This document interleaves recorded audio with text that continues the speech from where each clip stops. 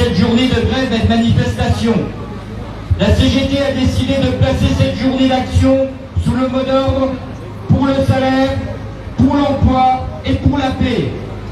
La CGT réaffirme ici et aujourd'hui sa revendication du droit à la paix, à la sécurité et à la liberté de circulation de tout être humain et des populations qui doit constituer une obligation fondamentale des États et des institutions internationales. Les armes doivent se taire en Ukraine et dans toutes les zones de guerre à travers le monde.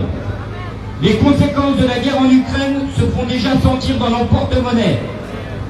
Comme dans chaque conflit, il y a des profiteurs de guerre qui s'enrichissent sur le malheur et sur la misère.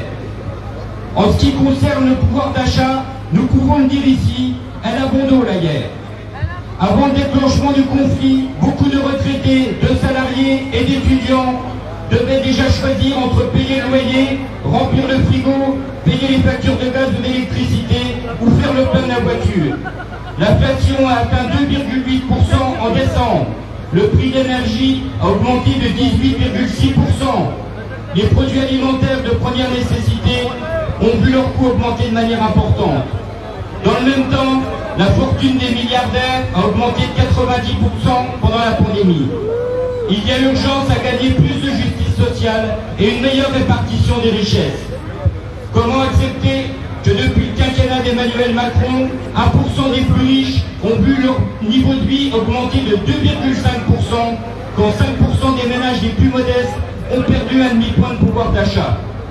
Comment accepter que dans un pays comme la France, au XXIe siècle, 8 millions de personnes dépendent de l'aide alimentaire pour se nourrir? À quelques semaines d'échéances politiques importantes dans notre pays, la CGT affirme qu'il est urgent de transformer la société pour aller vers plus de progrès social et environnemental. Aujourd'hui, il y a urgence à augmenter les salaires, les pensions, le point d'indice des fonctionnaires et les minima sociaux. La CGT revendique le SMIC à 2 000 € brut et la revalorisation de tous les salaires dans le public, dans le privé, ainsi que l'augmentation des pensions et des minima sociaux. L'indexation automatique des minima de branche et des conventions collectives sur le SMIC.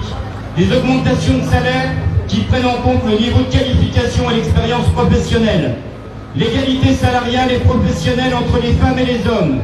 Des embauches et des relocalisations de production, d'entreprises et de services. Une augmentation des minima sociaux et de nouveaux droits pour les précaires et les privés d'emploi.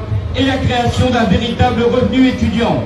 C'est tous ensemble, par nos luttes et nos mobilisations, que nous imposerons une société plus juste, plus solidaire, plus respectueuse de l'humain et de son environnement. Je vous remercie, bonne manifestation.